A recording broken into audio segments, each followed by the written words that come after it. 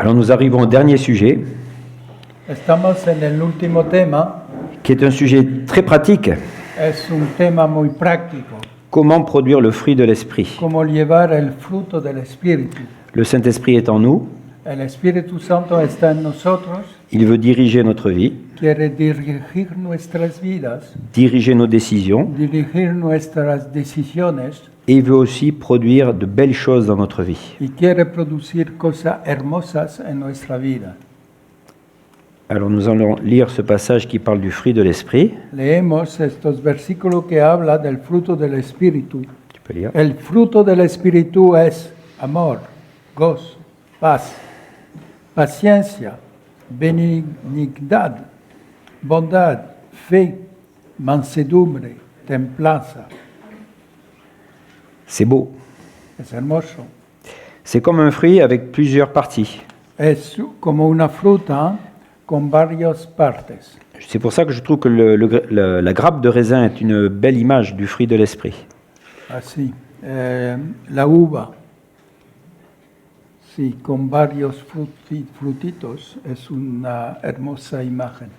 Quand le Saint-Esprit est dans un croyant et qu'il dirige sa vie, Cuando el Espíritu está en un creyente que dirige su vida, alors on va voir un ensemble de choses magnifiques. se ve un conjunto de cosas magníficas. Alors, j'ai très à cœur de parler de chacun de ces fruits parce qu'ils sont tous importants. Tengo en mi corazón de hablar de cada uno de esos frutos porque todos son importantes. Donc Y peut-être yo qu'on tengo un miedo, es que las palabras en francés y en español y en griego no corresponden exactamente. Puede ser que sea difícil en la traducción. ¿Te compris? Oui, j'ai compris. J'ai compris la difficulté. He entendido la dificultad. On va essayer de faire en 1 heure. Je vais essayer d'aller Bueno, vite. tratamos en una hora. Parlons de l'amour. El amor. Tout le monde connaît l'amour. Todos entienden esta palabra amor. On parle de l'amour, on chante l'amour. Se canta el amor. Dans le grec, il y a 3 mots pour parler de l'amour. Hay 3 palabras en griego para hablar del amor. Il y a eros, alors c'est le côté attirance sexuelle. Eros, la parte sexual del amor. Et le mot n'est pas utilisé dans la Y Bible. no se encuentra en la Biblia.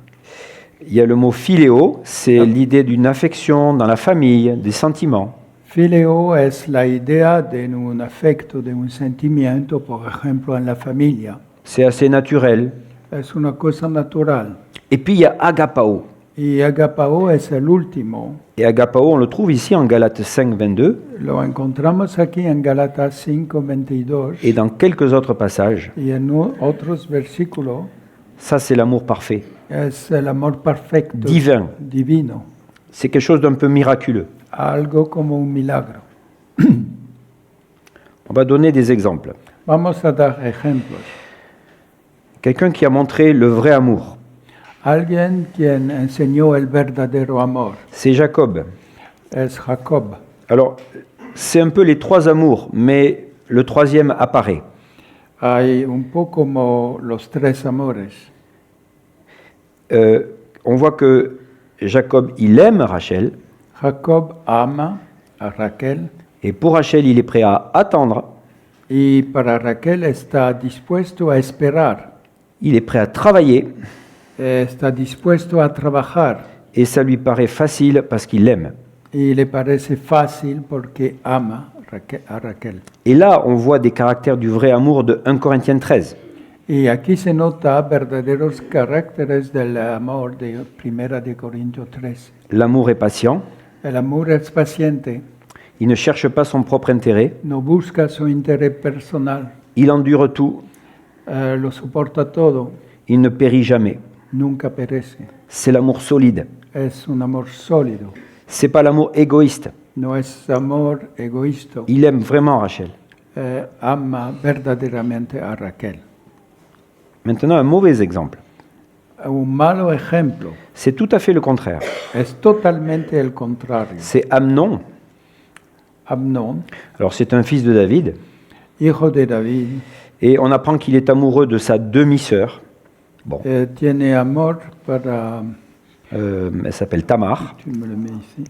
Oui. Pardon. Tamar. Sí, su media hermana, así se dice, media hermana Tamar, Il en est malade. es enfermo de esto. On dit parfois qu'on est malade d'amour. Se dice a veces, estoy como C'est enfermo pas de très bon amor. signe. No es un signo muy bueno. On voit qu'elle refuse, Tamar rehúsa, mais il la saisit, il l'humilie. pero la toma y produce humillación. Et on voit que juste après, c'est incroyable, il la hait. Y poco después hay odio. La haine dont il l'a haï était plus grande que l'amour dont il l'avait aimé. El odio de la cual la odió fue más grande que el amor que tenía para ella. Il lui dit, va-t'en. Y le dice, tírate, Je te prends, vete, je te jette. te tomo y te tiro. Le faux amour est passionnel, égoïste, sans respect, passager. Il peut se transformer en haine. El falso amor es apasionado, egoísta, sin respeto, fugaz, puede convertirse en odio. Malheureusement, c'est assez fréquent dans le monde d'aujourd'hui. Y se nota en el mundo de hoy. Mais nous, chrétiens, nous ne devons pas aimer comme ça. Pero nosotros cristianos no podemos amar de tal manera. Jésus a parlé de l'amour dans son message. C'est le centre de son message. Jesús habló del amor en su mensaje, es el centro de su mensaje. Et il a même résumé la loi de Moïse en 2 exhortations à l'amour. Hizo el resumen de toda la ley de Moisés con dos versículos. Voyez le changement entre la loi de Moïse et la loi de Jésus. Notan cómo cambia entre la ley de Moisés y la ley de Jesús. La loi de Moïse, ce sont des interdictions. Interdicciones para Moisés. La loi de Jésus, c'est un encouragement à aimer. C'est Sí. positif. Jesús anima para amar de un modo positivo. Et aimer le Seigneur son Dieu, c'est le résumé des 4 premiers commandements. Y amar al Señor tu Dios es el resumen de los 4 primeros mandamientos. Et aimer son prochain, c'est le résumé des 6 derniers commandements. Y amar a su prójimo es el resumen de los otros 6 mandamientos. Et Jésus a donné une définition aussi de l'amour maximum. Y Jesús dio también una definición del amor máximo. Il n'y a pas de plus grand amour que de donner sa vie pour ses amis. No hay mayor amor que dar su vida para sus amigos, por sus amigos.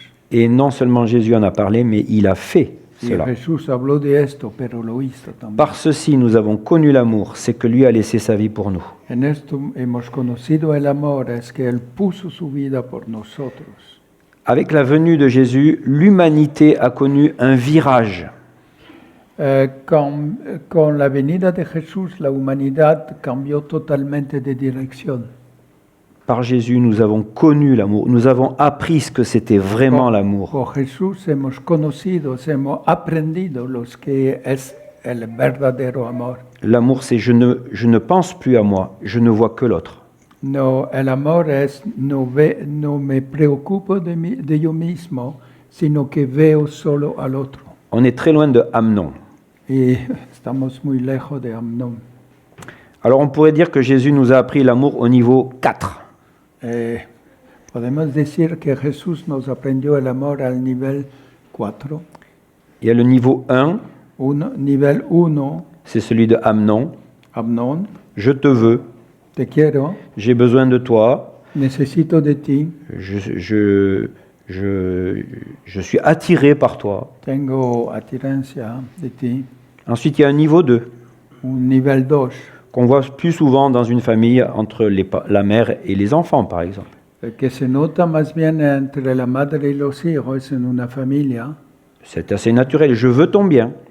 Quiero tu bien, Je m'occupe de toi. me ocupo de ti. Mais ensuite, il y a un niveau encore au-dessus. Un nivel más alto, Je donne pour toi. doy cosas para ti. Je me prive un peu pour toi. Puedo privarme para ti. Là, c'est la générosité, le partage. Generosidad, compartir. Et puis alors, il y a le niveau 4. Y el nivel 4, Niveau 4, c'est je suis même prêt à mourir pour toi. estoy dispuesto a morir para ti. C'est le don de soi. el don de sí mismo. Abnégation. Je m'oublie moi-même pour toi. Abnegación, olvidarse a sí mismo para ti. Et Jésus a amené dans le monde ce type d'amour-là. Y Jesús llevó en el mundo este amor. Et nous, chrétiens, nous avons appris ça. Y nosotros cristianos hemos aprendido esto. Et ça a changé la face du monde. Y esto cambió la faz de la tierra. Pas totalement. No totalmente, claro. Mais ce modèle, il est là. Pero este modelo está presente. Parce que même dans les carrefours ici, en France, il y a des croix. Pero hasta en las encrucijadas vemos cruz. Et ces croix nous rappellent ce que c'est que l'amour parfait. Y estas cruces nos recuerda lo que es el amor C'est perfecto. donner sa vie pour les autres. Dar su vida por otros. Et ça change tout. Y esto cambia Ça, c'est magnifique. Je résume. Tu peux lire le todo. En résumé. resumen, el amor es una voluntad más que una emoción. Pensar menos en mí y más en el otro. También amo a las personas que nos son adorables. Acceptar los sacrificios.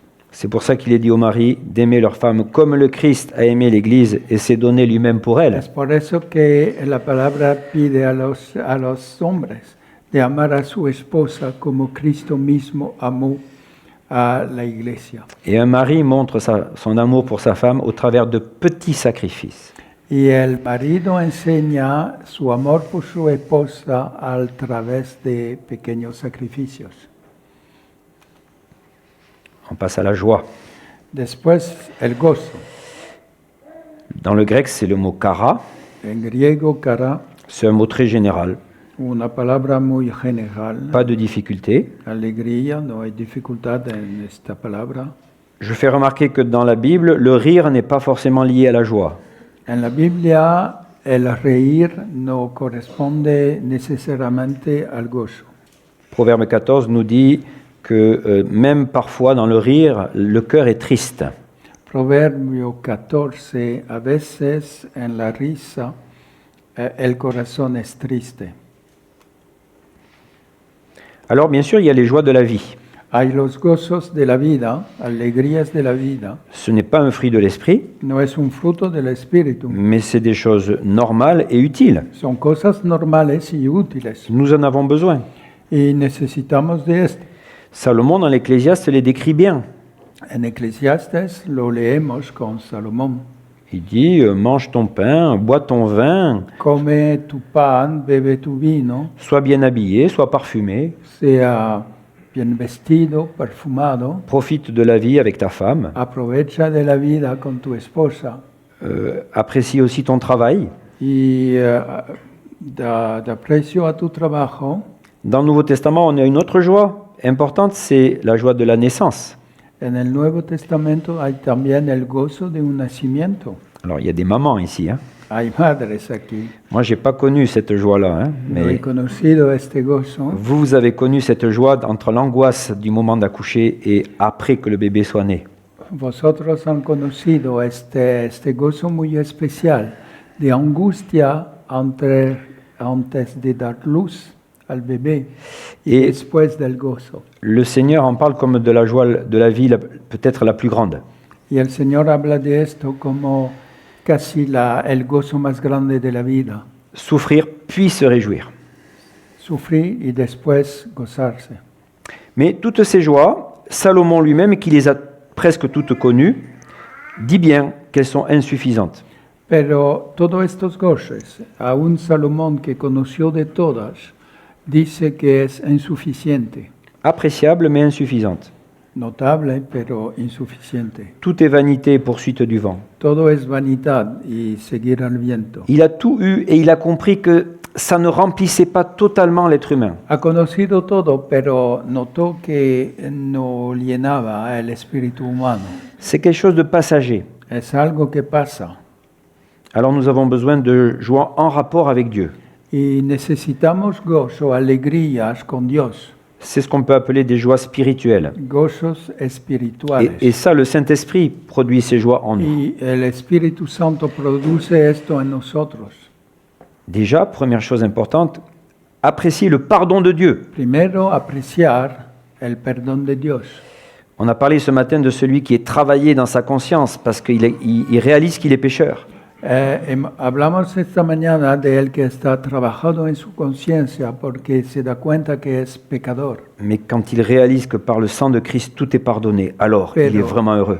Al realizar que por la sangre de Cristo todo está perdonado, hay gozo. C'est la joie du salut. Es gozo de la salvación. On peut perdre un peu cette joie Se puede perder un poco este gozo lorsque nous chutons.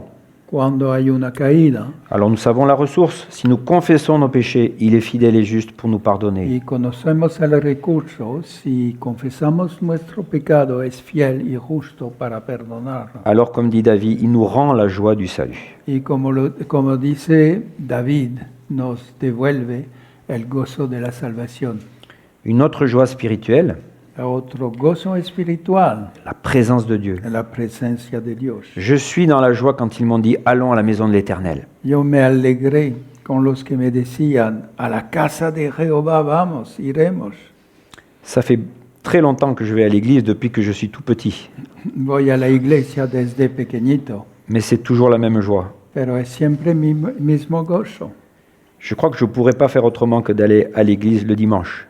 Creo que no sería posible otra cosa que ir para mí que ir a la iglesia cada domingo. La salle de réunion n'a pas besoin d'être spécialement belle, décorée. El salón de reunión no necesita una decoración especial. Être dans la présence du Créateur de l'univers. Estar en la presencia del Creador del universo. Mais quel honneur Dieu nous gozo. fait. En même temps, il y a aussi la famille de Dieu. Hay también la familia de Dios. Se retrouver avec les chrétiens Encontrarse con los cristianos qui aiment le Seigneur comme nous, que aman al Señor como nosotros, qui aussi nous apportent des sentiments fraternels, que nos llevan con sentimientos fraternales, qui ne nous jugent pas, que no están para juzgarnos, qui nous acceptent comme nous sommes, nos aceptan como estamos et nous nous aidons ensemble à somos. progresser. y tratamos juntos de hacer progresos. Regardez Paul qui arrive à Rome, Notan Pablo que está llegando en Roma il est prisonnier como encarcelado et les frères viennent à sa rencontre. y los hermanos vienen a encontrarle. Et les voyant, il rendit grâce à Dieu et prit courage. Viéndoles, sí, Pablo dio gracias a Dios y cobró aliente. Quel bonheur d'être en contact avec des humains qui ont cette même flamme dans leur cœur, cet amour pour Qué Christ. felicidad estar en contacto con hermanos que tienen este mismo amor en su corazón. La joie de servir aussi. El gozo de servir.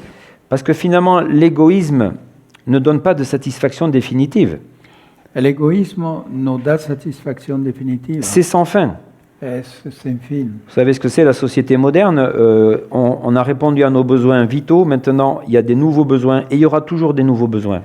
La sociedad de hoy es así. Primero es dar lo necesario para las necesidades para vivir y después hay otras necesidades y otras necesidades. Mais le vrai bonheur, c'est plutôt de donner. Pero el verdadero gozo es dar. Paul cite le Seigneur Jésus qui a dit « Il y a plus de bonheur à donner qu'à recevoir ». Y Pablo cita al Señor Jesús que dijo, hay más bienaventurado es dar que recibir. En francés, más felicidad a dar. Oui, parce que ça, c'est le bonheur de l'amour. Quand tu aimes, tu es content de voir le sourire de l'autre à qui tu as apporté quelque chose dont il avait besoin. Es la felicidad del amor cuando vea la sonrisa del que recibe. Ça aussi, entre parenthèses, dans le couple, c'est très important. Y esto en la pareja es importantísimo. Et aussi servir les autres, mais aussi servir Christ. Quel honneur! Servir a los otros, pero también servir a Cristo. On a parlé tout à l'heure des disciples qui étaient heureux d'être persécutés pour le nom de Jésus. Hace poco hablamos de los discípulos que estaban felices de ser perseguidos por Jesucristo. Ça veut dire, ceux-là, c'est des bons soldats de Jésus-Christ. Aquellos son buenos soldados de Jesucristo. On va les persécuter. Vamos a Mais perseguir. pour eux, c'est un honneur.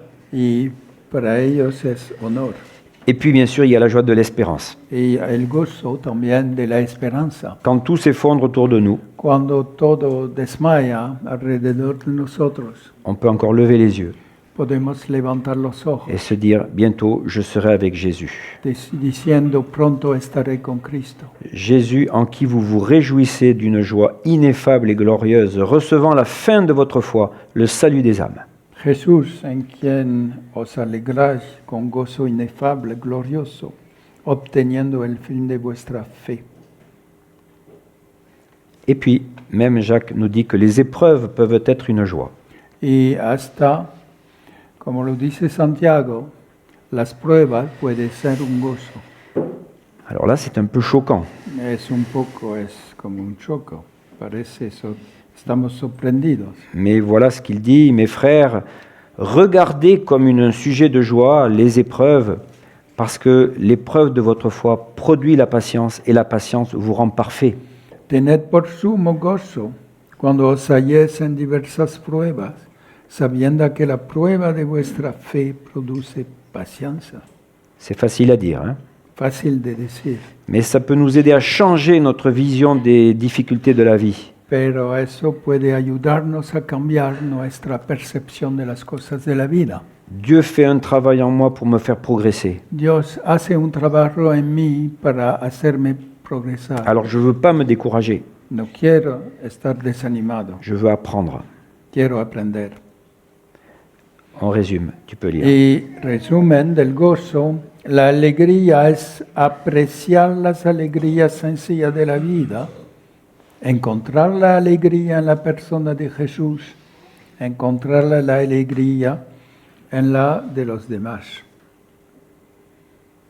On passe à la troisième, la paix. Sí, tercero carácter, paz. Alors si c'est trop d'informations, vous pouvez un peu fermer les yeux et reprendre au fruit de l'esprit suivant. Si hay demasiado información, puede cerrar los ojos y escuchar el próximo. Irene. La paix, ici, c'est eirene. Sí, en griego, irene. C'est un mot très général, pas de problème. Sí, es una palabra general. Alors, de quoi parlons-nous ici? ¿De qué hablamos? Estamos hablando. Parce qu'il y a beaucoup de sortes de paix dans la Bible. Hay varias paz en la Biblia. Nous ne parlons pas de la paix avec Dieu, No hablamos de paz con Dios, la réconciliation. reconciliación. Ça, c'est offert par Dieu par la foi en Jésus-Christ. Es ofrecido por Dios por la fe en Jesucristo. Nous ne parlons pas de la paix dans le monde. No hablamos de paz en el mundo. Ça, c'est pas un fruit de l'esprit. No es un fruto del C'est la Espíritu. venue de Jésus-Christ sur terre qui la créera. Es la venida de Cristo en la tierra que producirá esta paz. Mais là où le Saint-Esprit agit en nous, c'est pour produire une paix intérieure. Pero donde el Espíritu está obrando en nosotros es para producir una paz interior. Et aussi la paix avec la personne qui est proche de nous, parce que là, nous avons une responsabilité. Y también la paz con una persona que está cerca de nosotros, porque en esto tenemos responsabilidad. Alors, on va parler de ces deux choses. Hablamos de estas dos cosas. La paix intérieure, La paz interior. c'est lié aussi au pardon, comme pour la joie. Hay un lazo con el perdón, como el gozo. C'est aussi lié à la confiance dans la vie, avec parfois des difficultés. Sí, hay un lazo con la vida, con a veces dificultades. Si vous êtes inquiet pour l'avenir, Si hay inquietud para el porvenir, vous êtes inquiet pour votre travail, inquietud para el trabajo, vous êtes inquiet pour vos études, inquietud para los estudios, vous êtes inquiet pour votre famille. inquietud para la familia. Alors Paul dit, exposez vos requêtes à Dieu. Pablo dice, hay que presentar su pedido a Dios. Déposons tout ça aux pieds du Seigneur. Ponemos todo eso a los pies del Señor. Comme ça, nous avons la paix. Así tendremos paz. Finalement, c'est un état d'esprit qui doit nous habiter. Es una situación de espíritu que hay que morar en nosotros. Quelquefois, on rencontre des personnes, on sent qu'elles sont agitées. Encontramos personas que son turbados, como... Sí. Ouais. Et vous en rencontrez d'autres, elles sont paisibles. y encontramos a otros que son apacibles. Alors quand la paix habite vraiment en nous, c'est communicatif. Cuando la paz está en nosotros, se comunica. Il faut que la paix de Dieu préside dans nos cœurs. Se necesita que la paz de Dios sea como presencia principal en nuestros corazones. Et alors les relations avec les autres sont faciles. Y así las relaciones con otros se hacen fácil. Alors avant de parler de la paix avec les autres, il faut parler de la guerre avec les autres. Antes de hablar de la paz con otros, hay que hablar de la guerra con otros. De quoi viennent les guerres? ¿De dónde viene la guerra? Je crois que la Bible nous donne 3 causes de la guerre. 3 causas. C'est toujours important de regarder la première fois qu'il y a le mot guerre dans la Bible. Es importante notar la primera vez que encontramos una palabra, y aquí la palabra guerra. Donc je commence par le bas. Empiezo por abajo. Première guerre qui se produit entre les hommes dans la Genèse. La primera guerra es en Génesis. C'est un roi qui dominait d'autres rois. Es un rey que tenía dominio sobre otros reyes. Et à un moment donné, ces rois se sont révoltés contre lui. Y estos reyes se rebelaron contra él. Ça, c'est une première cause de la guerre. Primera causa de la guerra. C'est la relation autorité-soumission qui ne fonctionne pas. La relación autoridad-sumisión que no funciona. Alors, je ne sais pas si ce roi qui dirigeait était méchant, violent, un tyran. Sí, no sé si era un hombre muy duro, este rey que dominaba. Ou si les autres étaient des rebelles qui étaient toujours contre. Eran rebeldes, siempre des sauvages peut-être. Hasta salvajes. Mais en tout cas, ça n'a pas fonctionné. Sí, no funcionó. Parece que pidió mucho dinero el rey. Oui, c'est probable. Et quand la relation autorité-soumission ne fonctionne pas, il y a guerre. Cuando esta relación autoridad-sumisión no funciona, hay guerra. C'est pour ça que Paul dit, vous serviteurs, soyez soumis à vos maîtres, et vous maîtres, donnez à vos serviteurs ce qui est juste. Es por eso que Pablo dice, obreros, sometaos a su maestro, y vosotros, maestros, concede a los obreros los que es justo. Voilà, pour que cette relation, elle fonctionne. Para que la relación funcione. Dans la société, il y a plein de relations d'autorité. En la sociedad hay muchas relaciones de autoridad. Mais pour qu'elles fonctionnent, il faut que les deux jouent bien leur rôle. Y para que funcione, se necesita que cada uno tenga su papel. Dans les familles, dans les couples, il y a aussi ce genre de en guerre. las familias, en la pareja, se encuentra lo mismo. Et dans les entreprises. En las empresas. Deuxième raison de la guerre, c'est la convoitise. Y segundo motivo de la guerra es codicia. C'est ce que dit Jacques. Es lo que dice Santiago. D'où viennent les guerres? Vous convoitez. ¿De dónde vienen las guerras? C'est-à-dire vous Codicia. voulez ce que l'autre a. Quieren vosotros lo que el otro tiene. Et souvent, les guerres entre voisins viennent de la convoitise. Y muy a menudo las guerras entre vecinos vienen de codicia. Parce que je suis jaloux parce qu'il a une plus belle maison, une plus belle voiture, je sais pas, une plus belle piscine. Porque tiene una casa más bonita. Otras cosas. Voyez, si chacun n'est pas satisfait de ce qu'il a, Si cada uno il y a de la jalousie, il y a de la guerre. Si cada uno está satisfecho con lo que tiene, hay codicia y guerra. Il y a une troisième raison de la guerre, Un tercer motivo de la guerra, c'est la guerre pour des raisons, on va dire, religieuses ou idéologiques. la guerra por las ideas o por las religiones. Et c'est vrai que dans l'Ancien Testament, Dieu avait encouragé Israël à la guerre pour des raisons à cause des idoles. Y es verdad que en el Antiguo Testamento Dios animó a su pueblo a la guerra por cuestión de ídolos. Il y avait une guerre sainte. Es una guerra santa, Mais dans le Nouveau Testament, ça n'existe plus. pero no existe en el Nuevo Testamento. Notre lutte n'est pas contre le sang et la chair, mais contre les Nuestra puissances de lucha méchanceté. no está contra la sangre y la carne, sino con las potencias que están en el cielo. Nous livrons un combat spirituel. libramos un combate espiritual, Mais dans d'autres religions, ça existe encore. pero existen en otras religiones. Alors, je vais citer le Coran maintenant. Tengo que dar una cita del Corán. Si quelqu'un rentre et ressort pendant une minute, il va trouver bizarre.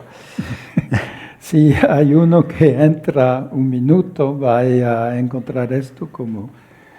Le Coran dit ceci: El Corán dice esto. Faites la guerre à ceux qui ne croient point en Allah. Haz la guerra contra aquellos que no creen en Alá ni en el último día, que no consideran prohibido lo que Alá y su profeta han prohibido, y contra aquellos entre los hombres de la Biblia que no profesan la religión verdadera. Hazle la guerra hasta que paguen tributo con sus propias manos y se sometan. Si vous interrogez un juif sur la guerre sainte, il va vous dire elle est terminée depuis Salomon. Si pregunta a un judío de la guerra santa, el judío va a decir se terminó con Salomón. Donc nous n'avons plus besoin de la guerre sainte. No necesitamos guerra santa. Mais si vous interrogez un musulman qui respecte le Coran, il va vous dire la guerre sainte continue.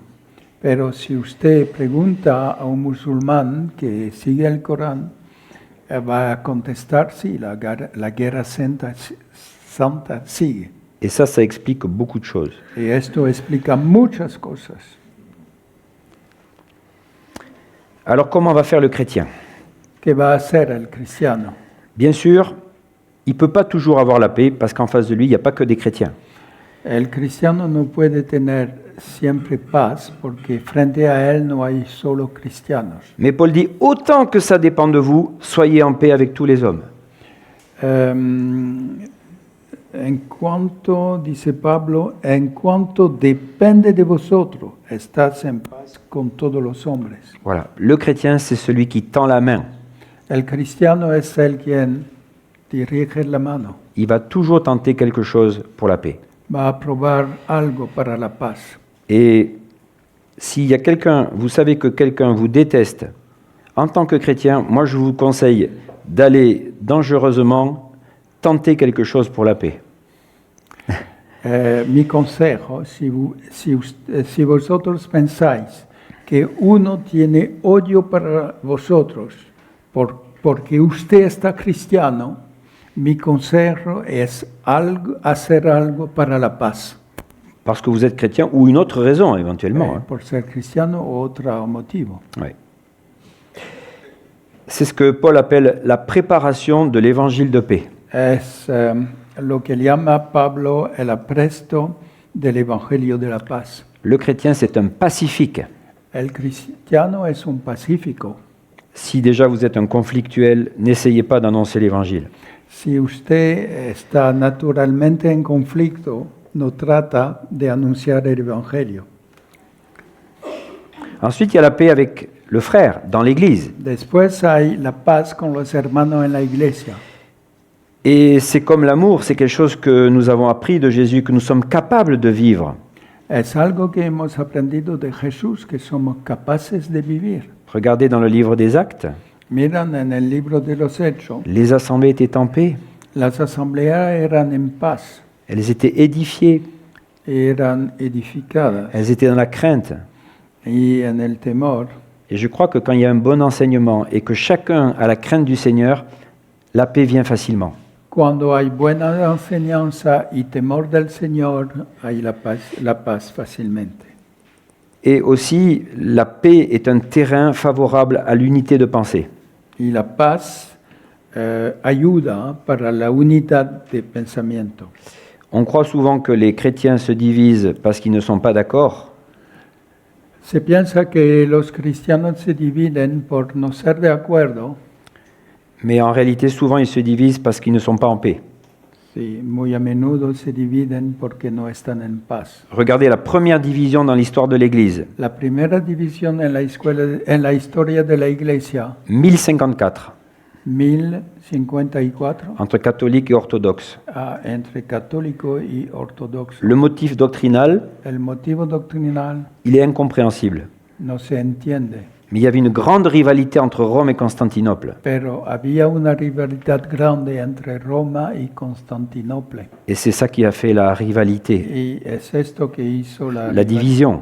la oposición y la división. Et le point doctrinal n'était qu'un prétexte. Y el punto doctrinal era solo un pretexto. En résume, tu peux lire.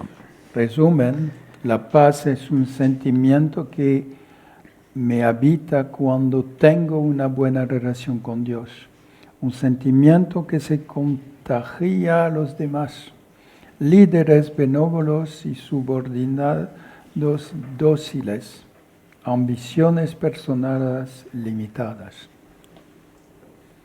On passe au quatrième fruit. El cuarto, la paciencia. La patience. Alors, il y a deux mots dans le Nouveau Testament pour patience, Dos palabras en el Nuevo Testamento donc, qui sont assez proches. se parecen bastante. Hypomeno, c'est être soumis à l'attente. Hipómenos es estar sometido en lo que esperamos. Et macrothumia, c'est plutôt lent à la colère ou à l'impatience. Y macrotumia es lento para la hija. C'est o la assez proche. impaciencia. Ici, c'est macrothumia. Es macrotumia que usamos más. C'est celui qui n'explose pas vite. Voilà. Es el que no hace rápidamente una explosión. Donc, il y a à la fois l'idée d'attendre, de savoir attendre, Hay la idea de esperar et il y a aussi l'idée de supporter. y hay la idea de soportar. Alors, on peut dire que Patience. dans la société du 21e siècle, on a du mal avec la patience. Sí, en el siglo XXI hay dificultad con la paciencia. Bon, tu peux tout lire. Vivimos en el reino de los inmediatos, fast food, que permite comer en el momento, incluso sin bajar del coche. Zapping, que te permite cambiar de un canal a otro cada segundo, si lo deseas. Canales de noticias continuas, CNews, BMTV, Canal 24.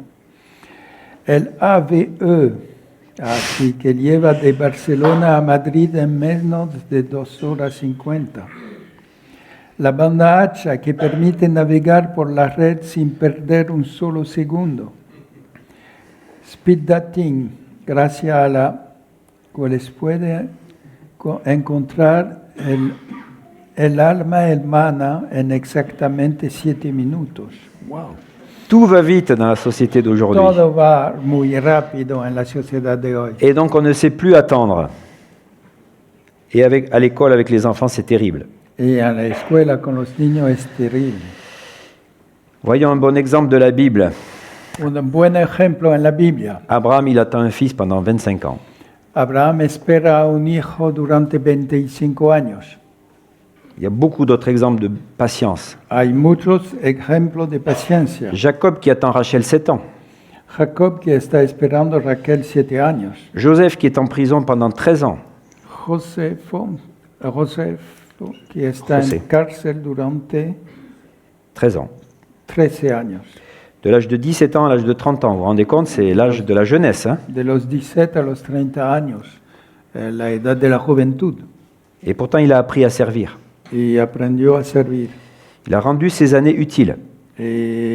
Hizo que estos años fueron útiles. Elihu, le dernier ami de Job, qui a attendu son tour pour parler aussi. Eliú, en el libro de Job, que esperó su turno para hablar, Parce que les autres étaient plus âgés. porque los tres otros eran con más edad. Et donc, il a appris à écouter avant de parler. Aprendió a escuchar antes de hablar. Après, il y a des mauvais exemples aussi. Hay malos ejemplos. Le fils prodigue, El hijo pródigo il voulait l'héritage tout de suite. quería la herencia antes de la muerte del padre. Alors, c'est pas le sens de l'histoire. Le sens de l'histoire, c'est que le père pardonne. El sens de la historia no es en este punto, porque el sentido de esta historia es el perdón del padre. Mais je pense qu'il a aussi perdu tous ses biens. Pero el padre perdió muchos de sus bienes. El hijo. El hijo. Le El fils, hijo le perdió fils. todo. Il a tout perdu. Hein? Sí. Il est pardonné, mais il n'a plus son héritage. Tiene el perdón, pero perdió la herencia. Le centurion dans le bateau avec Paul, El centurión en la nave con Pablo, Il ne veut pas passer l'hiver sur l'île de No quiere pasar de Crète. el invierno en la isla de Creta. Il veut partir. Quiere salir. Il veut rouler vite, il est pressé. Le da prisa. Ça finit par un accident. Y se termina por un accidente. Ça nous arrive aussi quand on est pressé. Sí, son cosas que acontecen cuando estamos muy deprisa. Donc vous voyez que la patience est souvent récompensée et l'impatience peut coûter cher. La paciencia es con recompensa, pero la impaciencia puede costar mucho. Alors, dans ce qui supporte aussi, c'est l'autre aspect de la patience. Y soportar es el otro aspecto de la paciencia. Il y a Job, Job il a tout perdu. perdió todo. Il dit, l'Éternel a donné, l'Éternel a repris, que le nom de l'Éternel soit béni. Jehová ha dado, Jehová tomó, que el nombre de Jehová sea bendecido. Il reconnaît que rien ne lui appartenait. Acepta que nada le pertenece. Dans un autre style, Saül. Distinto, Saúl Alors Saül a beaucoup de défauts, tiene muchos defectos, mais il a au moins une qualité. pero tiene por lo menos una calidad. C'est que quand il est devenu roi, les gens de sa région l'ont critiqué. Cuando se hizo rey, la gente de su comarca lo criticaron. Nul n'est prophète dans son pays. Ninguno es profeta en su país, Et la Bible nous dit, mais il fit le sourd. pero hizo el sordo, nos dice la Biblia. Vous n'avez pas confiance en moi, c'est pas grave, je ne dis rien, on verra plus tard si j'étais No- digne de votre confiance. Tienen confianza en mí, pero me callo, veremos más tarde. Quand on vous critique, ne dites rien. Cuando uno le critica, no hay que decir cualquier cosa. Donnez la preuve que vous ne méritez pas ces critiques. Y dar la demostración que no merecemos estas críticas. Par contre, on a des mauvais exemples. Pero también hay malos ejemplos. Elimelech, Elimelech, le beau-père de Ruth, el suegro de Ruth, il n'a pas supporté la famine dans son pays, en Israël. no soportó la famina en su país Il est parti à Moab y salió hasta Moab. et Murió. ses fils sont morts à Moab. Y murió en Moab como sus hijos. Roboam aussi, il n'a pas supporté la demande du peuple. Joboam también no aceptó el pedido del pueblo. Il leur a dit, mon père vous a corrigé avec des fouets, moi je vous corrigerai avec des scorpions. Mi padre os acogió. Sí, la corrección de mi padre fue con látigo, pero yo haré algo de más duro. Et il a perdu la confiance du peuple. Y perdió la confianza del pueblo. La patience est difficile, La paciencia es cosa difícil, mais c'est la base du progrès chrétien. pero está en el fundamento del progreso cristiano. Il faut apprendre à patienter. Hay que aprender a pacientar. Un jeune qui n'a jamais appris à patienter, il va être invivable. Un joven que nunca aprendió la paciencia va a ser invivable, no será posible vivir con él. L'épreuve de votre foi produit la patience, La prueba de vuestra fe produce paciencia, mais que la patience est son œuvre parfaite afin que vous soyez parfaits et accomplis. mas tenga la paciencia su obra completa para que seáis perfectos y cabales. C'est la première marche vers la perfection. Es el primero escalón hasta la perfección.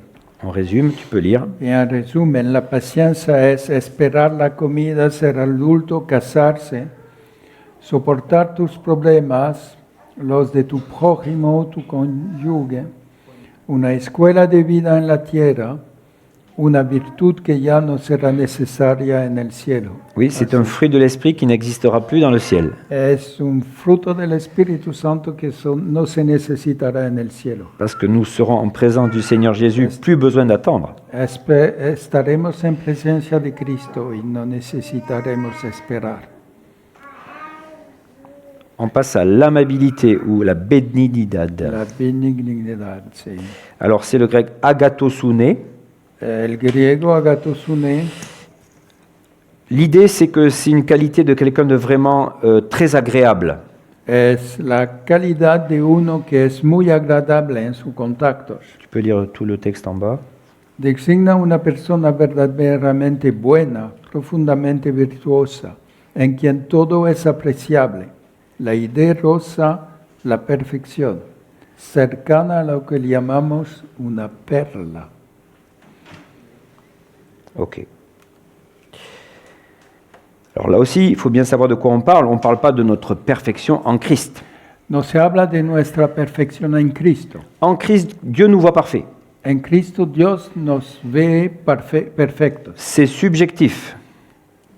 Es algo de subjetivo C'est en Christ. en Cristo. Ça repose sur la rédemption.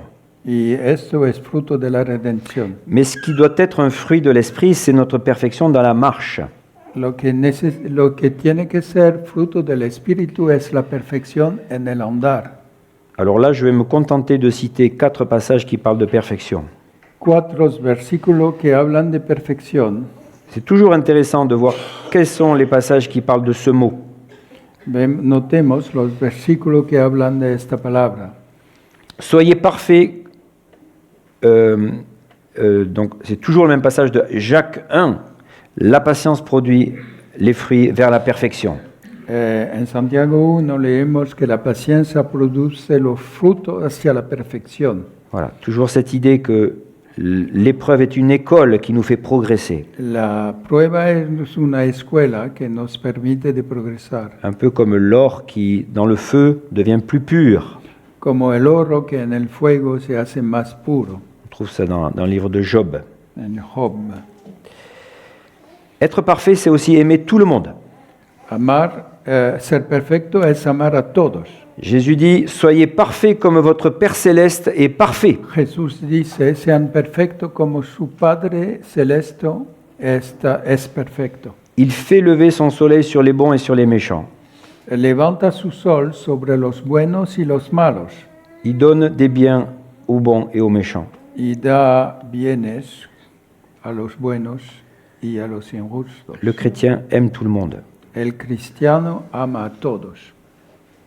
Autre passage où Jésus dit, si tu veux être parfait, Otro versículo donde Jesús dice, si desea ser perfecto, alors ça c'est au jeune homme riche, al joven rico, il lui dit, vends tout ce que tu as et donne aux pauvres, et suis-moi. vende todo lo que tienes, dalo a los pobres y sígueme. Alors est-ce que vous croyez que tous les chrétiens doivent tout donner aux pauvres et suivre le Seigneur Jésus? ¿Piensan vosotros que todos los cristianos tienen que dar todo y seguir Cristo? Non, ce n'est pas une règle, No es una regla, c'est un test. es una prueba. La grande question c'est, est-ce que m'obéir passe avant tout est bien ou non? C'est ça la question. La verdadera pregunta es que obedecer es más grande que todo lo que posee o no. Voilà. Est-ce que tu es attaché aux choses ou est-ce que tu es avant tout attaché à moi, nous Lo que demande le Seigneur. poseo es más importante para ti que conocerme, ser aferrado a mí. Il y a des chrétiens qui ont cet appel, mais ce n'est pas tous les Hay chrétiens. unos cristianos que tienen este llamado de dar todo. La grande question c'est qu'est-ce qui est ma priorité? La cuestión más grande es cuál es mi prioridad. Et quatrième chose, Y cuatro Jacques dit que aspectos. celui qui est parfait, c'est celui qui maîtrise toutes ses paroles. Santiago dice que el perfecto es el que es capaz de limitar todas sus palabras. Et il explique parce qu'une parole, ça sort vite et ça peut faire très mal. Porque una palabra sale muy rápido y puede hacer daño. Alors si tu arrives à maîtriser même toutes tes paroles, c'est la perfection. Si lo maneja todo, es perfección. On résume. Y para resumir, benignidad es aceptar sufrir, aceptar a todos, aceptar perderlo todo, aceptar de escuchar mucho tiempo sin hablar. Vous êtes parfait parce que vous écoutez longtemps sans parler. Son perfectos vosotros porque escuchan mucho tiempo. On passe au sixième, la bonté. El sexto, la bondad.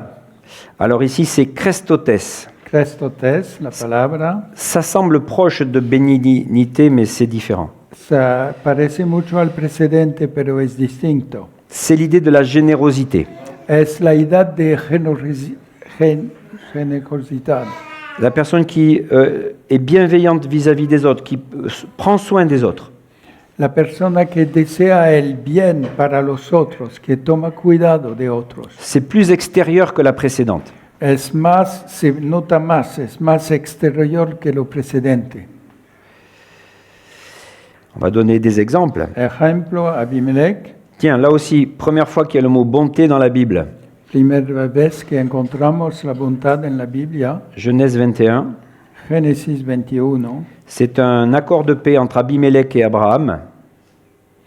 un concuerdo de paz entre Abraham y Abimelech. Et il lui dit, jure-moi d'être honnête avec moi comme j'ai usé de bonté envers toi. Pide un sermante, júrame que no faltará en mí lo mismo que he usado de bondad contigo. Un pacte de bonté entre Hébreux et Palestiniens. Un pacto entre hebreos y palestinos. Wow. Wow. Ça avait bien commencé, mais c'est plus difficile aujourd'hui. Pero bueno, queda difícil hoy en día, Pourtant, ça serait possible. pero sería posible. Mais il faut le fruit de l'esprit. Pero se necesita el fruto del Espíritu. Alors, il y a beaucoup d'autres exemples Hay de générosité. Muchos ejemplos de generosidad David avec Méphibosheth, le David, descendant de Saül, con Mefiboset, el hijo o el nieto de petit-fils. Saúl. Ouais. Le fils de Jonathan. Oui. Oui, donc le petit-fils Petit-fils de de Saül. J'userai envers lui d'une bonté de Dieu, dit-il. Seré con él con una bondad de Dios. Antioche qui envoie une aide à Jérusalem dans les premières églises. La iglesia de Antioquia que envía una ayuda a Jerusalén. Et c'est ça la différence entre l'Ancien Testament et le Nouveau Testament. Y aquí lo distinto entre el Antiguo y el Nuevo Testamento. C'est que dans le Nouveau Testament, la bonté devient collective et elle s'organise. Y en el Nuevo Testamento la bondad se hace colectiva, se organiza. Et nos pays d'Europe sont marqués par ça. Y nuestros países de Europa están marcados por esto. Parce que nous avons une protection sociale. Porque tenemos protección social. Le groupe s'occupe de la personne. El grupo se preocupa de la persona. Ou de d'autres personnes. O de otras personas. Et ça a commencé à Antioche. Empezó en Antioquia. Maintenant, des mauvais exemples. Malos ejemplos. Quand le panetier, au temps de Joseph, sort de la prison, El panadero en tiempo de José, cuando sale de la cárcel. Joseph lui avait dit, quand tu seras dans le Pharaon, use de bonté envers moi, parle-lui de moi. José pidió, cuando estarás delante del faraón, usa de bondad para mí, habla de mí. Et il a oublié. Y él olvidó. La vie devient facile. La vida se hace fácil. J'oublie ceux qui sont dans la difficulté. Y olvido todos los que están en dificultad. Ou encore Nabal. Nabal hacia David. David a faim, ses soldats ont faim. David tiene hambre y sus soldados con él. Qui est ce David? Y Nadab dice, ¿quién es David? Et il va être puni. Y será así. Alors on a aussi, bien sûr, un exemple assez complet de la bonté dans le bon samaritain. Hay un ejemplo muy completo en el samaritano. Et là, je veux souligner quelques mots de cette histoire du bon samaritain. Hay que subrayar unas palabras de esta historia del samaritano. Déjà, on ne s'attendait pas à ce que ce soit un samaritain qui s'arrête. No se pensaba que sea un samaritano que va a pararse para la persona herida. Et quelquefois, on est un petit peu confus de voir que le plus généreux, ce n'est pas celui dont on s'attendait. Y a veces hay confusión cuando se nota que el que tiene más bondad no es el que tiene mejor fama. Alors il est ému de compassion, il est sensible. Es movido a misericordia. Il va soigner. Va a sanar. Il va mettre de l'huile et du vin. Poniendo aceite y vino. L'huile, c'est un peu l'encouragement, la pommade. El aceite es sí, una unción. Et le vin, c'est le désinfectant. El vino para quitar los microbios. Et quand on aide quelqu'un, il y a parfois besoin d'un peu de douceur. Y para ayudar a uno, muy a menudo hay una parte de dulce. Parfois, il y a besoin aussi d'un peu de désinfectant. A veces hay se necesita dire, mais un poco de Tu dois changer ça. desinfectante. Si tu veux pas avoir de problème, tu dois changer ça. Tienes que cambiar esto, Vous voyez, il faut du discernement pour ça. condicionamiento. Il le met sur sa propre bête, Lo pone en son âne, su asno, un petit sacrifice. un sacrificio en esto. Et puis le lendemain, il va le laisser à l'hôtelier. Y el día siguiente lo deja al mesonero, Image de l'Église. imagen de la iglesia. Et c'est la vocation de l'Église aussi d'aider. Y es vocación de la iglesia de ayudar. C'est un peu un hôtel, l'Église. En este sentido, la iglesia es un poco un Et hotel. ici, j'ai l'impression que c'est vraiment un hôtel. Hein. Aquí se parece a un hotel de lujo. On résume la bonté. Y resumen, la bondad es también interesarse por los otros, feos o malvados, acompañar a alguien hasta que salga de sus problemas. On passe au 7e. El 7, la fe. Encore 3.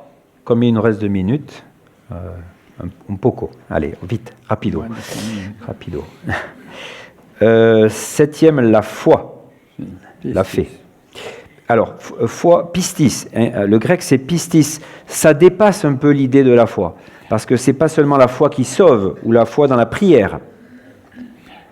Pistis, la palabra griega, es más que la fe en español, porque significa también la confianza en la oración. Oui, la confiance, l'engagement.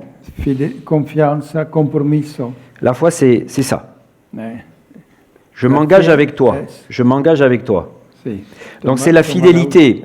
Estoy contigo. C'est la fidélité dans le mariage. Es fidelidad C'est la fidélité à Dieu. en el casamiento. C'est la fidélité Fidelidad a Dios. à mon Église aussi. Vous Fidelidad a mi iglesia. voyez, en français, on a vraiment traduit fidélité. En francés traducimos a veces fidelidad. Et je crois vraiment que ici, pistis va beaucoup plus loin que simplement croire. Sí, pistis, el griego va más lejos que fe. C'est voilà, je m'engage avec toi. Tengo compromiso contigo. Alors déjà, là aussi, comme la patience, c'est pas dans la nature humaine. No es en la naturaleza humana. Il y a un auteur français qui a dit la fidélité n'est pas dans la nature humaine. La fidelidad es contraria a la naturaleza humana. Il y a même des chercheurs suédois en 2006-2008 qui ont dit qu'il y avait un gène de l'infidélité. Oh, hombres de Sueca que dijeron que hay un geno, Ouais. algo Un gène dans sí, les íntimo génotypes. de la infidelidad. Oui, c'est la nature humaine. Hein. Sí. Et il y a un film qui est sorti en 2011 en France qui s'appelle L'amour dure 3 ans. Y una película en Francia, El amor dura 3 años. Alors tu peux lire aussi le dernier paragraphe. Esto no está acorde con los tiempos. En Francia, 1 de cada 2 matrimonios termina en divorcio. La infidelidad es causa del 35% de ellos. Cambiamos de trabajo, de casa, de artesano, de supermercado, de iglesia, de telefonista. Todos tenemos tarjeta de fidelización de varios supermercados. On a des cartes de fidélité, mais on en a dans tous les magasins. Sí, tenemos tarjetas de fidelidad, pero en cada Supermercado. mercado. C'est ça la fidélité aujourd'hui. C'est bizarre. Alors, il y a un exemple assez parfait de la fidélité, c'est Daniel, parce qu'il est très complet. Así, el ejemplo completo es Daniel. Il est fidèle à ses convictions. Il ne mangera pas Fiel a sus des sacrifices. convicciones, no comerá de los sacrificios. Il est fidèle à son roi. Tout Fiel- était fidèle dans son travail. Fiel a su rey en todo su trabajo. Il est fidèle à son Dieu. C'est interdit de prier, il continue à prier. Fiel a su Dios. Es prohibido orar, sigue orando. Et il est fidèle à son peuple. Le peuple est déporté. Il prie pour son peuple. Et il confesse le péché de son peuple. Sí, es fiel a su pueblo. El pueblo está en deportación, pero ora para su pueblo y sigue su pueblo. Vraiment, c'est un bel exemple. Un hermoso ejemplo. Mais nous allons peut-être parler un peu de fidélité dans le couple et de fidélité aussi à l'Église. Ahora, fidelidad en la pareja. Alors, le couple, ça pourrait nécessiter un week-end entier. Para hablar de fidelidad en la pareja se necesita un fin de semana completo. Je veux poser juste quelques bases. Solo unos puntos. Déjà, le modèle de Adam et Ève. El modelo de Adán y Eva, Qu'est-ce qui peut nous aider dans cette fidélité dans le modèle d'Adam et Ève? que puede ayudarnos en este modelo de Adán y Eva. Il n'est pas bon que l'homme soit seul. No es bueno que el hombre sea solo. Quand tu reçois un conjoint, c'est une bénédiction. Cuando recibes un congruente, sí, Oui. es una bendición. C'est un don de Dieu, tu dois t'en souvenir. Es don de Dios, tiene que recordar de esto. Avec une personne qui te correspond, Con una persona que te corresponde, qui te complète. que te completa. Si elle est différente de toi, Si es distinta de tú, c'est parfois difficile, puede ser difícil, mais ça te complète. pero te completa. Mon épouse et moi, on est vraiment totalement opposés. Mi esposa y yo estamos totalmente opuestos. Je suis français, elle est algérienne, Es de Algeria y el de Francia. de la minorité chrétienne d'Algérie. Sí, viene de la minoridad cristiana de Algeria. Elle est de la ville, je suis de la campagne. Es de la ciudad y el del campo. Elle est émotive, je suis froid comme un lézard. Bueno, está emotivo, pero él es frío como una serpiente. J'étais plus fort dans la traduction. Mais on se complète. Pero nos completamos. Si on peut s'entendre, c'est formidable parce qu'on va se modérer. Si podemos estar de acuerdo, es como una moderación. Et c'est souvent comme ça, on est différent, mais il faut le voir comme un positif. Somos distintos, pero es algo positivo. Ensuite, la Bible dit bien que le mariage, c'est comme une fusion, on est fondus ensemble. Y el casamiento es como una unión. Estamos, sí, en fusión. Ouais. Et donc, on ne peut pas déchirer quelque chose qui a fondu. Y no se puede partir algo que Sinon, ça va faire des morceaux. es hundido, que hace pedazos. Y lo Il y a aussi partimos. l'exemple de David qui nous évite de faire des erreurs. El ejemplo de David es para evitarnos errores. David, il est oisif Es odioso et il voit une femme avec Ocioso. un regard appuyé. y nota a una mujer, sí, Un regard, deux regards. sí, una vez y dos veces y Ouais. bien. Et on croise tous des personnes dans la rue une fois, mais le deuxième regard peut être dangereux. Sí, cruzamos personas en la calle, pero la segunda mirada puede ser peligrosa. Ouais. La Bible est très sévère par rapport à l'adultère. La Biblia es muy severa para el Tu adulterio. peux lire le verset de Proverbe. El versículo de Proverbio, el que comete adulterio es falto de entendimiento, corrompe su alma.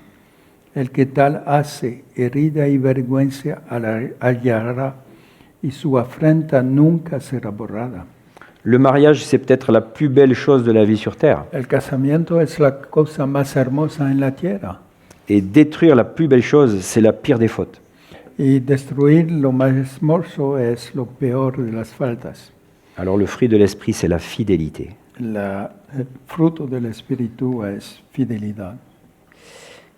Alors c'est un peu comme un jardin, il est important de préparer le terrain. Hay como en el jardín que preparar el terreno. Et on a lu ce matin le verset qui dit que nous sommes le temple du Saint-Esprit. Leemos esta mañana que somos templo del Espíritu. Et Paul dit cela parce qu'il faut fuir la fornication. Hay que huir la fornicación. Et c'est vrai que la fornication prépare mal le terrain Y la fornicación prepara mal el terreno, parce qu'elle crée l'habitude de changer. porque cree la costumbre de cambiar. Je pense aussi que le jour du mariage est très important, El día del casamiento es importante, avec des témoins. con testigos. Quand on s'est marié, on a même prononcé des promesses. cuando nos casamos hasta pronunciamos promesas. Alors, il y en a qui sont pour, il y en a qui sont contre, je ne sais pas. Hay unos que Mais quand tu promets devant 300 personnes, je serai là jusqu'à ce que la mort nous sépare, cuando uno promete delante de 300 personas, estaré contigo hasta la muerte. si tu trahis ça, Si la traición de esto tu n'es plus rien vis-à-vis de ces 300 personnes. te hace nada delante de estas 300 personas. Donc, je suis pour des mariages assez solennels. Tenga, sí, apoyo casamientos solemnes. Il faut désherber aussi. Hay que quitar la hierba, la hierba. Il y a des mauvais prétextes. Hay pretextos que no son buenos. C'est Elkana, je crois. Il aimait Anne et pourtant elle n'avait pas d'enfant. Es Elcana que amaba a Ana aunque no tenía hijos. Vous voyez, il n'utilise pas ce faux prétexte. Dans certains pays, on utilise beaucoup ce prétexte. Elle ne me donne pas d'enfant, alors je la quitte. Sí, no utilizaba este pretexto de no tener hijos. En unos países se hace hasta hoy en día. Et on peut trouver beaucoup de prétextes pour dire Oui. je supporte plus. Se puede encontrar muchos pretextos para decir no soporto. Mais quand tu as dit oui pour le meilleur et pour le pire. Pero cuando has dicho sí, fue para el mejor y el peor. Et pour éviter d'en arriver là, il faut aussi cultiver ce jardin, le nourrir. Y hay también que cultivar y nutrir este jardín. C'est pour ça qu'il est dit que les femmes doivent être soumises à leur mari et les maris doivent aimer leurs femmes. Es por eso que se dice que las mujeres tienen que estar sometidas al marido y el marido amar a su esposa. Et une fois chez le coiffeur, j'avais lu un magazine, Una vez en el coiffeur, je sais plus. Pelerista, Pelerista, un sondage sur ce que souhaitent les hommes et ce que souhaitent les femmes. una enqueta sobre lo que desean los hombres y lo que desean las mujeres. Les hommes, ils ont besoin qu'on leur fasse confiance, Los hombres necesitan que haya confianza qu'on leur donne des responsabilités. y que tengan responsabilidades, Là, ils se sentent hommes. se sientan como hombres. Et une femme, ce qu'elle cherche, c'est pas ça. Y una mujer no está buscando esto, Pas principalement ça. principalmente C'est d'être aimée. es de estar amada. Alors, la Bible dit, femme, montrez à votre mari que vous avez confiance en lui. Sí, mujeres, enseña a su marido que tengan confianza en él. Il va se sentir un homme. Va a comprobar que es hombre. Et hommes, aimez vos femmes. Y hombres aman a vuestras Elles vont mujeres, se sentir comme une princesse. van a sentirse como princesa. Nous sommes appelés à donner à l'autre ce dont il a besoin. Somos llamados a dar al otro lo que necesita. C'est ça l'amour, c'est donner. El amor es dar. Alors il y a un autre sujet en rapport, c'est la fidélité à l'Église. La fidelidad a la iglesia. Parce que vous remarquerez qu'au début de l'épître à Philémon, Al principio de la epístola a Filemón, il y a un verset bizarre. il y a un versículo que curioso. Paul dit que je fais mention de toi dans mes prières, apprenant l'amour et la foi que tu as envers le Seigneur et pour tous les saints. La foi pour les saints. Sí. Oigo del amor y de la fe que tienes hacia el Señor Jesús y para con todos los santos. Tu as foi envers les saints. Tienes fe para con los santos. C'est bizarre. Es, Mais c'est l'idée de la fidélité. C'est pistis toujours. Hein. Tu es Est-ce fidèle aux croyants. tienes fidelidad para los creyentes, para los santos. Et on est attaché à l'Église quand on croit à l'Église. Uno está arrancado a la iglesia cuando tiene fe en la iglesia. L'Église, c'est pas un groupe comme les autres. No es un grupo como otros. C'est celle que Jésus-Christ a aimée et s'est livré lui-même pour elle. Es aquella que Jesucristo amó y se libró por Alors ella. je veux servir l'Église Y quiero servir a la iglesia parce qu'elle est noble, elle est précieuse à Christ. porque es noble y preciosa para Cristo. On peut se poser la question, est-ce qu'il faut toujours rester dans la même Église quoi qu'il arrive? Pregunta, ¿deberíamos permanecer en la misma iglesia cual que pase? Une sorte de fidélité comme si c'était un mariage. Una especie de fidelidad como si fuese un casamiento. Alors, on ne peut pas être absolu parce que c'est pas un mariage non plus. En esto no podemos estar absolutos porque no es casamiento. C'est vrai que Paul dit qu'il vaut mieux qu'il y ait des divisions, parfois. Il faut qu'il y ait des sectes parmi vous pour que ceux qui sont approuvés soient manifestés. Sí, Pablo dice que haya disensiones para que se hagan manifestos los que en vosotros, los que son aprobados. Dieu préfère la rupture qu'un mélange de choses bonnes et mauvaises. Hay casos en los C'est écrit. cuales Dios prefiere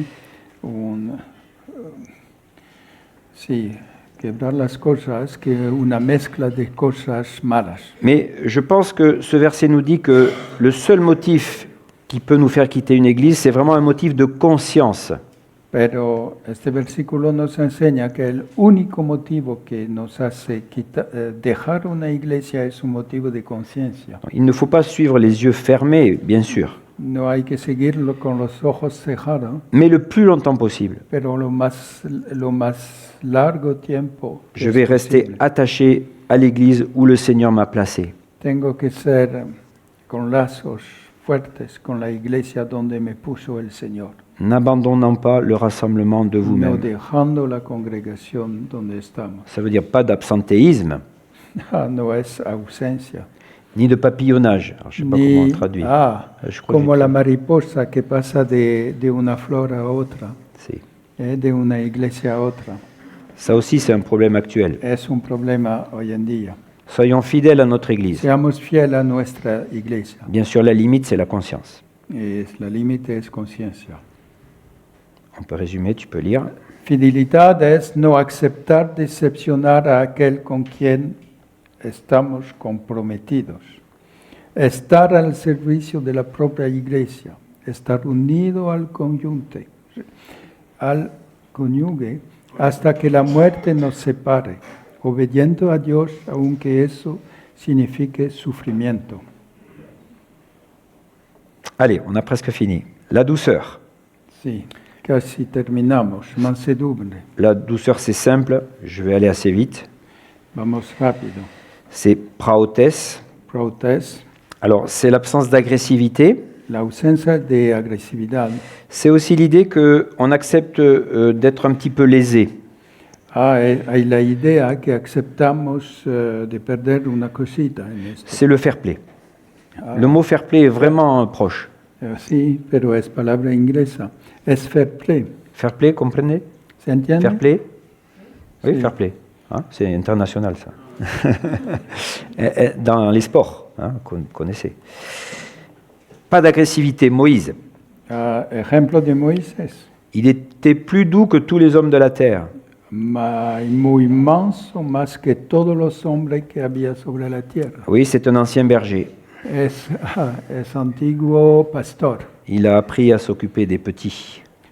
Ha aprendido a ocuparse de los pequeños. Et quand il y a des révoltes dans le peuple, il va toujours gérer ça avec beaucoup de douceur. Cuando hay rebeldes en el pueblo, lo maneja con mucha dulzura. Et c'est Dieu qui va prendre sa défense. Y es Dios quien tomará defensa de Moisés. Sur le côté fair play, on a l'exemple d'Abraham. Abraham también, en el fair play, Si tu prends à droite, j'irai à gauche. Il laisse choisir le terrain. con Lot, deja elegir el terreno. Si fuera a mano izquierda, Y yo se iré a retrouve- derecha. Il se retrouve sur la montagne alors que l'autre a la plaine. Y se encuentra en el monte, aunque Lot está en la llanura, Mais finalement, il va être gagnant. donde la hierba es mejor. Alors, il y a encore beaucoup d'exemples. Hein. Sí, muchos otros ejemplos. David, le doux psalmiste, David, el gentil psalmista, qui pleure la mort de ses ennemis. Il pleure quand Saül est sí, mort. llora cuando mueren sus enemigos, cuando Saúl muere. Il pleure quand Absalom est mort. Llora cuando Absalón muere. Bon, dans le Nouveau Testament, c'est beaucoup Jean, la douceur. Y en el Nuevo Testamento es Juan, el hombre dulce. Et le fair play, on peut citer Jean-Baptiste. Il faut que lui croisse et que moi je diminue. Y Juan el Bautista, hay que él crezca y que yo disminuya. C'est le joueur de football qui accepte de sortir parce qu'il y a un meilleur joueur pour les dernières minutes. En el fútbol es que él sale porque hay mejor para los últimos minutos. Ou Jonathan qui laisse le pouvoir d'être le chef à David. O Jonathan que deja el poder de ser jefe Il- del equipo. Il laisse le À poste de David. capitaine. La douceur doit toujours caractériser le chrétien. La mansedumbre tiene que ser siempre un carácter del cristiano. Dans le contact avec les non-chrétiens, c'est un point de départ indispensable. En los contactos con los que no son creyentes es un punto para empezar indispensables. Soyez prêts à répondre avec douceur et crainte de votre espérance. Sí, sean preparados para presentar defensa con mansedumbre y reverencia ante todo. Il faut parler aussi de la douceur féminine, bien sûr. Sí, también la mansedumbre femenina. Parce que dans l'épître de Pierre, les maris non chrétiens peuvent être touchés par la douceur de leur femme. En la epístola de Pedro, los maridos que no son cristianos pueden ser tocados por la mansedumbre de su esposa. La douceur peut briser la méchanceté. La mansedumbre puede romper la maldad. Mansedumbre es meter el puño en el bolsillo, meter el orgullo en el bolsillo, pensar que la verdad no necesita fuerza para convencer. Allez, on arrive au dernier. Y el último, templanza. On peut dire que c'est un résumé de tous les autres. Es como un resumen de todos, C'est la vertu par excellence. una virtud más excelente. Enkrasia. Enkrasia en griego, Alors, templenza ou peut-être... templanza o dominio propio, Ouais. en unas traducciones. Parce qu'il y a vraiment l'idée d'avoir pouvoir sur soi. Hay la idea de tener poder sobre nosotros mismos. Bien sûr, l'éducation nous aide un peu à la maîtrise de soi.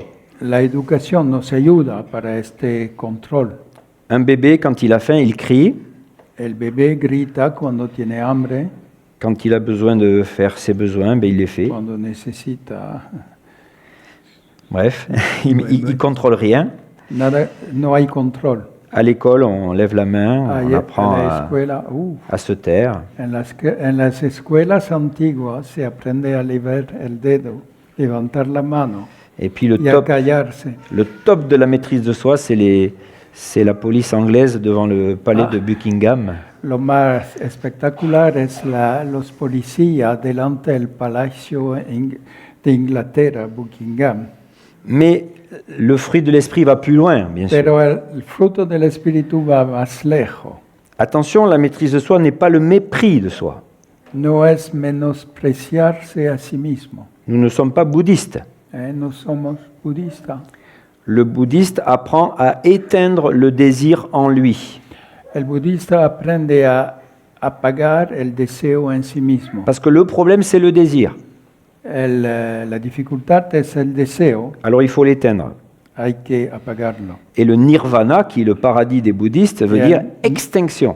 El nirvana, paraíso de los budistas, es extinción. Zéro désir, donc bonheur total. Cero deseo, felicidad completa. Le christianisme, c'est pas ça. El cristianismo no es esto. C'est canaliser le désir dans le cadre de la volonté de Dieu. Es Encadré. dirigir el deseo según la voluntad de Dios. C'est pas non plus l'ascétisme, se faire du mal. Non, c'est pas no ça. es tampoco ascetismo. C'est simplement maîtriser mes pensées, mes émotions et mon corps dans le cadre de la volonté de Dieu. Es maîtrisar deseo, emociones y pensamientos. Et en fait, la maîtrise de soi commence dans les pensées. Y empieza esto en los pensamientos. Si j'ai une vision juste des choses, ça va être beaucoup plus facile de me contrôler. Si veo correctamente las cosas, será más fácil el control. Ah. No. Parce que il y a un verset qui dit « Celui qui hait son frère est un meurtrier ». El que aborrece a su hermano es homicida. Si je cultive dans mon esprit des pensées de haine, je peux devenir un meurtrier avec mes mains. Si estoy trabajando en mi mente con pensamiento de aborrecer, de odio a mi hermano, puedo terminar con homicida. Même chose avec le mariage. Lo mismo con el casamiento. Si je n'ai pas une vision sacrée de mon union avec mon épouse, je peux devenir infidèle. Si no tengo una visión santa de mi casamiento con mi esposa, puedo hacerme infiel. Bon, alors là aussi, il y aurait beaucoup d'exemples. Muchos ejemplos, Encore Joseph qui se Joseph. maîtrise avec la femme de Potiphar. así con la mujer de Potifar. David, non. David, no. Gédéon qui maîtrise ses paroles quand on l'accuse de ne pas avoir appelé Éphraïm, il dit « Vous avez fait plus que moi ». Gedeón, cuando Efraín viene diciendo, ¿por qué nos llamaste para hacer la guerra? Et puis mauvais exemple de Pierre qui dit à Jésus Dieu t'en préserve. Hay el malo ejemplo de Pedro diciendo a Jesús, Dios te evita esto. Mais là, je voudrais vraiment souligner l'exemple parfait du Seigneur Jésus. Y aquí hay que subrayar el ejemplo perfecto del Señor Jesús. Parce que la maîtrise de soi, c'est vraiment la chose la plus difficile. La templanza, maîtrisar el autocontrol Et- es lo más difícil. Jésus, c'est la maîtrise absolue. Y Jesús es el autocontrol absoluto, completo. 40 jours sans manger, il refuse l'offre de Satan. 40 días sin comer y rehúsa la oferta de Satanás para comer. Dans le chapitre 3 de Marc, tout le monde vient l'agresser avec l'histoire de « il chasse les démons par les démons ». Sa famille dit qu'il est fou. Il ne peut pas manger. Tout va mal. Il s'explique quand même. En Marcos capítulo 3, todos vienen, su familia diciendo que es loco, la gente que dice que está tirando los demonios por Satanás y no tiene tiempo para comer, pero queda quieto y apacible. Et il s'explique. Il explique que Y non. da explicación a cada uno. Et quand il s'approche de la croix, Y cuando se acerca a la cruz, il sait qu'il va mourir, sabe que va a pasar por muerte, que Judas va le trahir. que Judá va a traerla. Et à la fin du repas, il chante un cantique avec les disciples. Y al final de la cena canta un cántico con los discípulos. Est-ce qu'on aurait la force de chanter? ¿Tendríamos fuerza para cantar?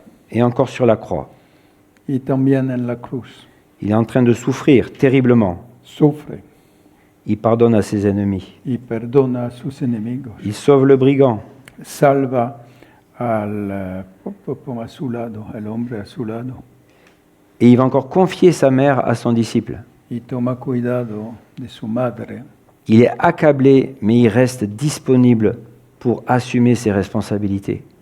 Es totalmente cargado, pero queda disponible para sus responsabilidades. Et ça parle à une mère de famille, un professeur, Y eso es una lección para una madre de familia, para un profesor. Parfois, on a de la peine, on a mal, mais on a des responsabilités. Il faut continuer nos A responsabilités. veces tenemos pena, tenemos dolor, pero hay que seguir en nuestras responsabilidades.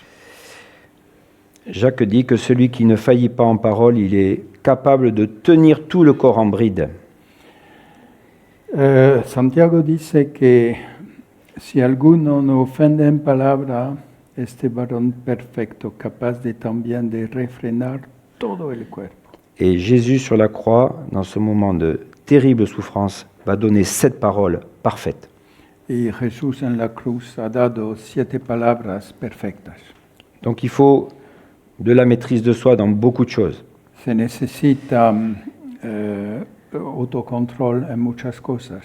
Déjà, un joueur de football, on siffle une faute, s'il s'énerve contre l'arbitre, il va prendre un carton jaune.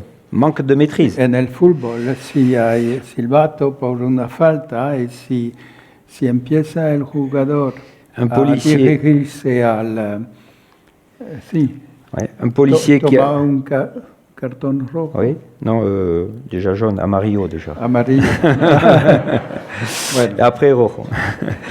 Le policier qui arrête un bandit, el policía que está parando il faut Un l'arrêter, bandito. mais il faut agir de manière proportionnée. hay que parar a esta persona, pero hacerlo de un modo conveniente, con proporcionalidad, C'est difficile, beaucoup de Difficile. maîtrise. mucho autocontrol. Il faut de la maîtrise aussi quand on parle avec quelqu'un pour bien l'écouter avant de répondre. Sí, autocontrol para escuchar antes de contestar. Il faut de la maîtrise pour un professeur pour gronder un élève et 10 secondes plus tard en féliciter un autre. Se necesita autocontrol del profesor para molestar a uno y 10 segundos más tarde felicitar a otro Et continuer la leçon. y seguir con la lección. Il faut de la maîtrise de soi pour une mère de famille qui a des problèmes, Autocontrol para una madre en la familia qui a beaucoup de problèmes et qui doit quand même être responsable vis-à-vis de ses enfants. que tiene muchos problemas, pero Peut-être que qu'elle tiene est, ser qu'elle est responsable seule, qu'elle de n'arrive pas à sus finir le hijos. mois, mais il faut s'occuper des enfants. Sí, hay que Être ocuparse envahi par ses émotions, mais toujours prête à faire mes responsabilités. con muchas emociones, pero siempre disponible para su Ou responsabilidad. pour un enfant dans la cour de récréation qui va recevoir une moquerie pour ne pas se venger. Un niño cuando está jugando con otros en la escuela. C'est tout ça la maîtrise de soi. Todo esto es el autocontrol. On peut lire ça pour finir. Y autocontrol es el fruto del espíritu exigente, pensamientos sanos y justos que nos permite controlar nuestras emociones, nuestras palabras y nuestros gestos. Es gestionar nuestros deseos en el marco de la voluntad de Dios, mantener la calma ante provocación, hacer el trabajo a pesar de la emoción. Merci pour la patience. Gracias por su paciencia. Une dernière image. Última imagen. Le fruit de l'esprit, c'est comme un orchestre El fruto del espíritu es como una orquesta. où le Saint-Esprit est le chef d'orchestre. El Espíritu Santo está mandado C'est beaucoup d'instruments difficiles, muchos instrumentos difíciles, mais le miracle, pero el milagro, c'est que quand le Saint-Esprit dirige notre vie, cuando el Espíritu dirige nuestra vida, nous pouvons additionner toutes ces qualités podemos añadir estas calidades. et l'ensemble offre une belle musique Y el conjunto da una música hermosa que le Seigneur apprécie que el Señor nota et aussi que les autres peuvent apprécier. y que los otros también pueden notar. Alors que le Seigneur nous aide vraiment à produire tous ces fruits. Que el Señor nos ayuda en producir todos estos frutos. Gracias. Gracias.